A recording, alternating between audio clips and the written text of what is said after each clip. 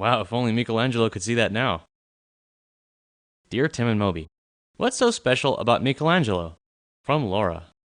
Michelangelo Buonarroti is one of the most famous artists of the Italian Renaissance.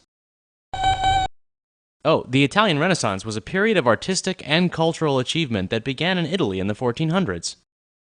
Michelangelo was born on March 6, 1475, in the Italian region of Tuscany. His father didn't want him to be an artist, but he was so talented that he was given the job of sculpting a statue for the city of Florence when he was only 26 years old.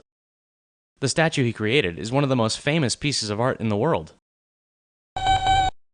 In the Hebrew Bible, David fights and kills the giant Goliath with a single rock.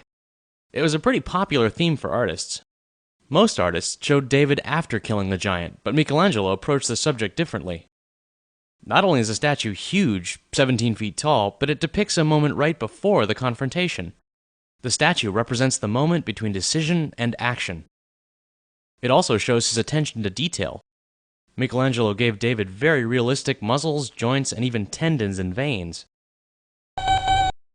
Actually, Michelangelo's first major work is considered to be the Pietà, which he started at the age of 22.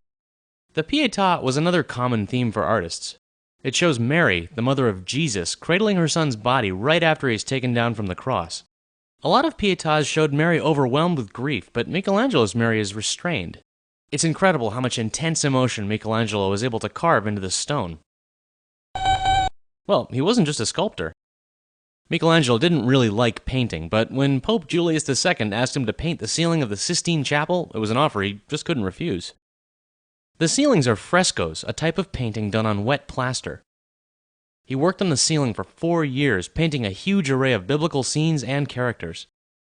One of the most famous scenes is the creation of Adam, based on the story of creation found in the Bible's book of Genesis. The painting shows the moment right before God brings Adam to life. Michelangelo painted God with an incredible energy that really stands out against Adam's lifelessness. The contrast has fascinated people for centuries. Oh yeah, Michelangelo was also an architect. He designed the famous ribbed dome on top of St. Peter's Basilica in Rome. If the dome does look familiar to you, it may be because it's been copied in Capitol domes all over the United States. The Laurentian Library in Florence is another example of Michelangelo's architectural genius.